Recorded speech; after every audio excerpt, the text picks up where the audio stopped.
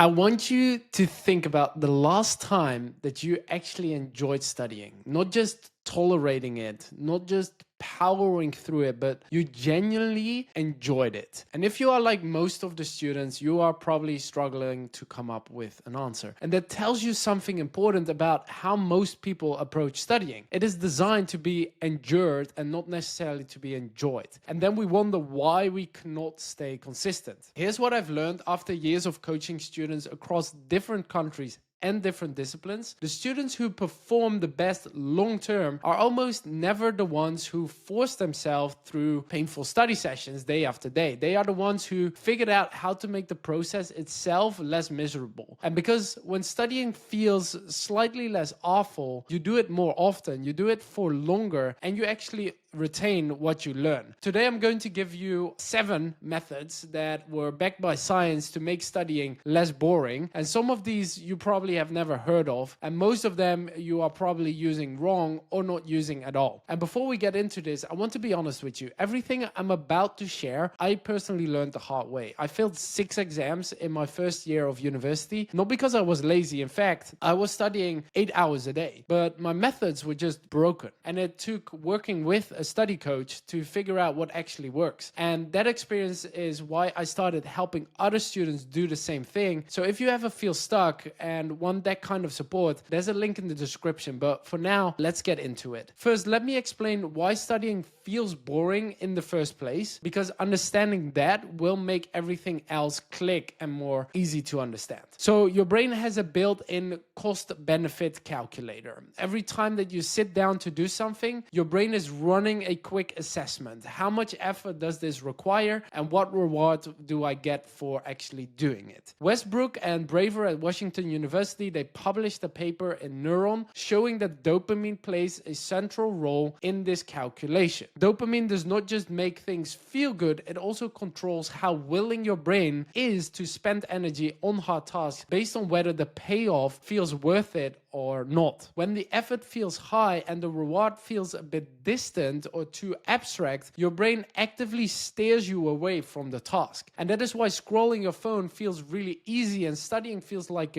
pushing a huge rock up the hill, because your phone delivers instant, effortless dopamine, and studying demands sustained effort for a reward that is maybe weeks or even months away. So the question becomes, how do you shift that equation? How do you either reduce the perceived effort and increase the perceived reward, or do both? And that is what these 7 methods will do. Method 1 is the challenge timer. This is the simplest gamification technique, and it works immediately. Instead of sitting down with an open-ended study session ahead of you, set a specific challenge. Not a timer, a challenge. So instead of sitting down and telling yourself you have 45 minutes of studying ahead of you, try telling yourself you need to finish 12 practice problems before 45 minutes run out. The first version makes you a prisoner of the time, and the second one turns it into kind of like a game. And your brain now has a concrete target, a time pressure, and something to win. And that shifts the cost-benefit equation dramatically, because the task now has urgency, clarity, and also a finish line. Right? So you can escalate this over time, track how many flashcards you got done in 20 minutes last Tuesday, and try to beat that number today. And keep a running record such that you can check it back. And I want you to compete against yourself. Your brain responds to challenges with measurably more engagement than it does to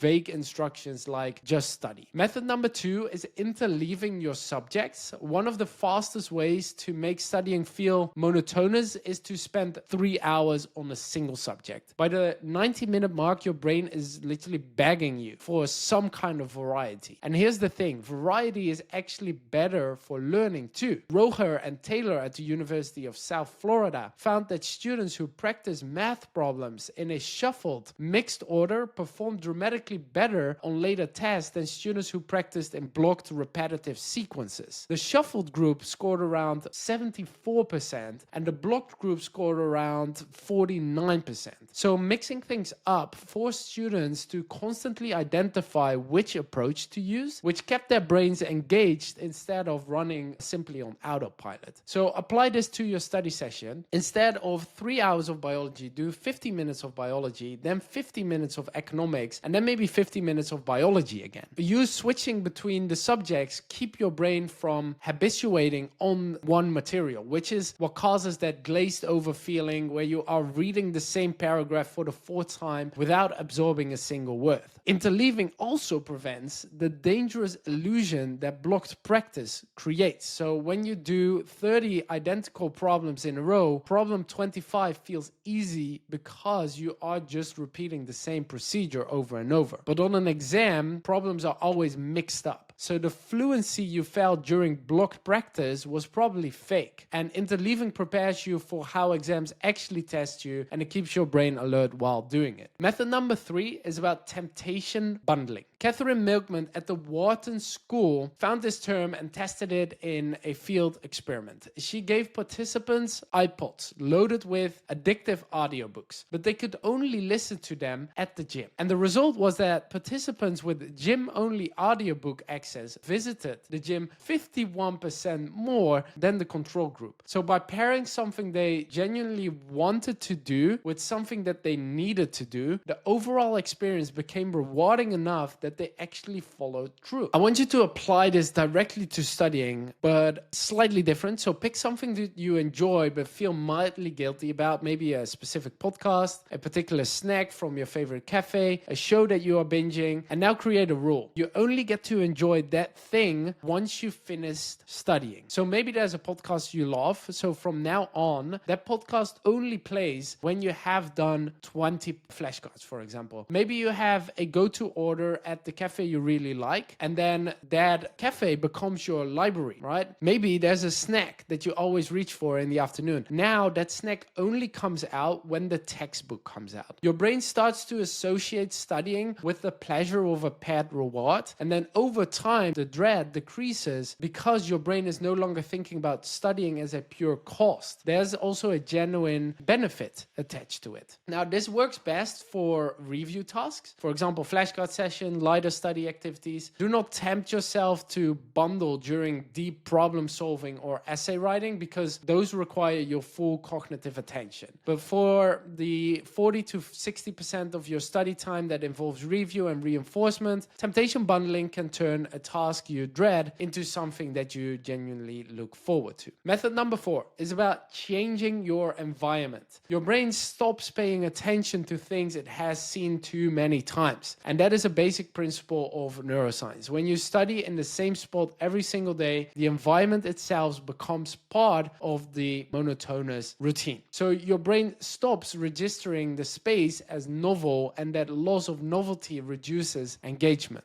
And the fix is really simple. You change where you study. Not every day, but regularly. I study at the library on Monday, at a cafe on Wednesday, at a different floor of the library on Friday. If you cannot leave your room, change your setup. Move to a different desk, face a different direction, study at the kitchen table instead of your bedroom. Even small changes in your physical environment can reset your brain's novelty response and give you a temporary boost in focus and engagement. And there is also a memory benefit here. Research on context-dependent memory suggests that encoding information in multiple environments creates more retrieval cues. So when you study the same material on 3 different locations, your brain associates that material with 3 different sets of environmental cues, which gives you more pathways to access it during an exam. Method number 5 is teaching what you learn. My absolute favorite. Michel and Chi published a framework that categorizes learning activities into 3 levels. Passive, which is receiving information, active, which is doing something with it, and constructive, which is producing something new that goes beyond the original material. And her research showed that constructive activities produce the deepest, most durable learning. So teaching is the ultimate constructive activity. When you explain a concept to someone else or even to an imaginary audience, your brain is forced to organize the information into a logical sequence, identify gaps in your your own understanding, and then translate technical language into clear, simple terms. You cannot teach something that you do not understand, right? And the act of trying to teach it reveals exactly where your understanding is breaking down. But here's why teaching also makes studying less boring. It transforms you from a passive receiver into an active performer. You are no longer reading and absorbing, you're now constructing and presenting. And that shift in role changes how your brain engages with the material. It becomes a creative exercise rather than a consumption exercise. So try this after every study session. Take the hardest concept that you just studied, stand up and explain it out loud as if you were teaching a friend who knows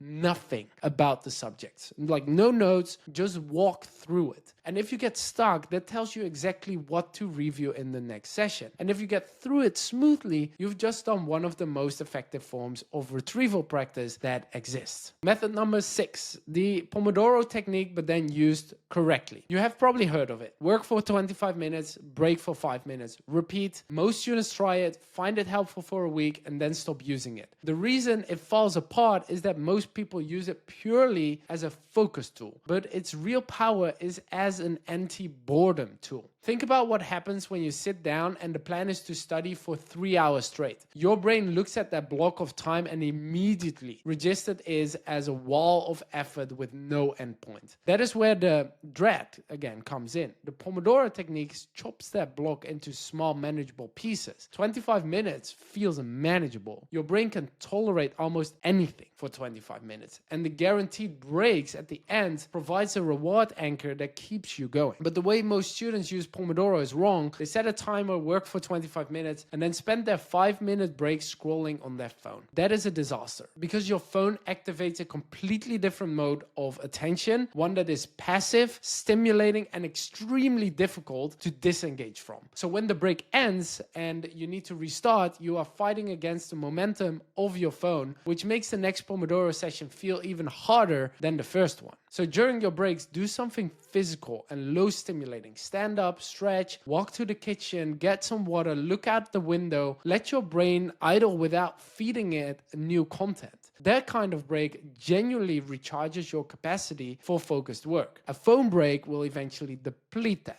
Also, the 25-minute window is not sacred. Some people work better in 35-minute or 45-minute blocks, so I want you to experiment. The point is having defined work periods with defined rest periods, not hitting exactly 25 minutes every single time. Method 7, I want you to build a streak you do not want to break. This method is amazing for human psychology. We hate losing progress more than we enjoy gaining it. Once you have built a streak of consistent study days, breaking that streak starts to feel like a genuine loss. And that feeling of loss becomes its own motivator. So get a physical calendar, and every day you complete your planned study session, draw a big red X through that day. And after a week, you have a chain of 7 X marks. And after 2 weeks, you have 14. And your only job is to not break that chain. And this works because it shifts the motivation from caring about today's session to caring already about the streak itself and the next session. On the days when you genuinely do not feel like studying, you will probably still sit down, because losing a 20-day streak over one lazy afternoon feels worse than doing 30 minutes of flashcards. And the streak becomes bigger than any individual session. You can combine this with method 1, that each day that you do your challenge timer session, you earn the X. If you miss the session, you lose the streak. Again, the gamification layer and the streak layer work together to create a system where showing up feels rewarding and skipping feels costly. So let me bring all of this together. Studying feels boring because your brain perceives it as high effort and low reward. Every method I just gave you addresses that equation from a different angle. The challenge timer adds urgency and a concrete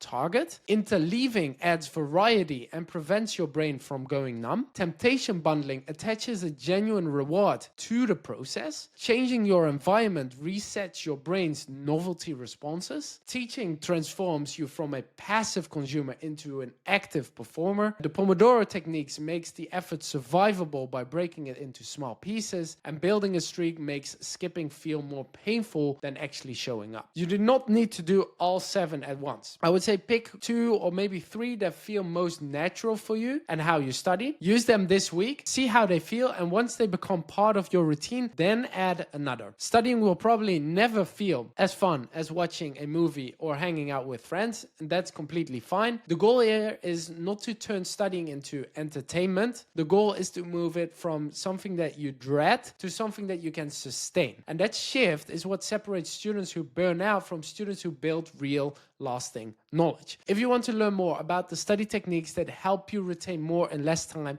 then check out the next video.